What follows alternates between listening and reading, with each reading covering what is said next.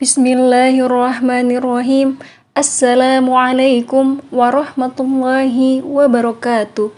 Innal hamdalillah nahmaduhu wa nasta'inuhu wa nastaghfiruh wa na'udzu billahi min syururi anfusina wa min sayyiati a'malina may yahdihillahu fala mudhillalah wa may yudlilhu fala hadiyalah. Asyhadu an la ilaha illallah wa asyhadu anna Muhammadan abduhu wa rasuluh. Amma ba'du. Puji serta syukur marilah kita panjatkan kehadirat Allah Subhanahu wa taala yang telah memberikan kita nikmat sehat walafiat sehingga kita semua masih dapat mengikuti pembelajaran online pada hari ini.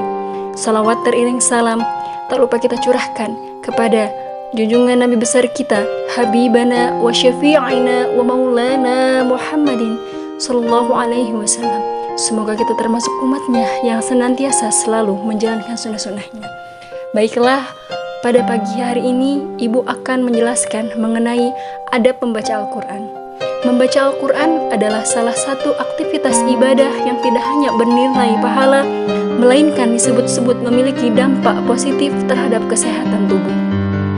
Barangkali kita harus mengetahui etika yang harus dilakukan ketika kita membaca Al-Quran, sehingga aktivitas ibadah tersebut dapat melahirkan kehusuan yang bermuara pada kedekatan kepada Sang Khalik. Apa saja adab-adab yang harus dilakukan ketika membaca Al-Quran? Imam Nawawi secara lengkap menguraikan adab-adab dalam Al-Quran yang bertulis dalam kitabnya yang berjudul Al-Tibyan. Apa sajakah adab-adab membaca Al-Quran? Yang pertama, ikhlas dalam membaca dan menghadirkan hati sebagai munajat kepada Allah Subhanahu wa taala. Yang kedua, membersihkan mulut dengan bersiwak atau yang sejenisnya. Yang ketiga, membaca dalam keadaan suci. Yang keempat, bagi orang yang sedang junub atau haid, diharamkan membaca Al-Quran baik secara keseluruhan atau sebagian, kecuali apabila yang sebagian itu sudah menjadi wirid atau zikir yang biasanya dibaca setiap hari. Yang kelima, membaca Al-Quran disunahkan di tempat yang suci dan bersih, misalnya di masjid atau di tempat-tempat lain yang tidak mengandung najis. Yang keenam, membaca Al-Quran disunahkan menghadap kiblat, duduk dengan khusyuk dan tenang, penuh rasa hormat, konsentrasi dan penghayatan, sembari menundukkan kepala, hati, pikiran, cipta, rasa dan karsa.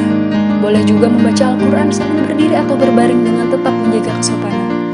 Yang ketujuh, mengawali bacaan Al-Quran dengan membaca doa isti'adzah dengan maksud memohon perlindungan kepada Allah Subhanahu wa taala dari godaan setan, dilanjutkan dengan membaca basmalah seraya memohon limpahan rahmat, karunia dan anugerahnya. Yang kedelapan, menghadirkan khauf, rasa takut dan raja atau harapan kepada Allah Subhanahu wa taala.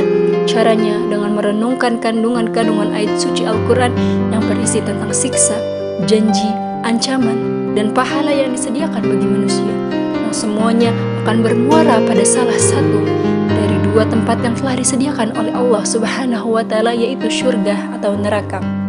Yang kesembilan, membaca dengan tartil, yakni perlahan-lahan, sebab membaca dengan tartil akan lebih membekas di hati daripada membacanya dengan cepat. Yang kesepuluh, memohon limpahan anugerah Allah apabila membaca ayat-ayat rahmah, memohon perlindungannya apabila membaca ayat-ayat tentang azab, dan bertasbih kepadanya apabila membaca ayat-ayat yang menerangkan keagungan dan kesucian Allah. Demikianlah barangkali yang dapat Ibu sampaikan. Semoga bermanfaat bagi teman-teman semua untuk menerapkan dalam kehidupan sehari-hari bagaimana adab-adab dalam membaca Al-Quran. Mungkin cukup sekian. Billahi taufiq wal hidayah waridho wal inayah. Wassalamualaikum warahmatullahi wabarakatuh.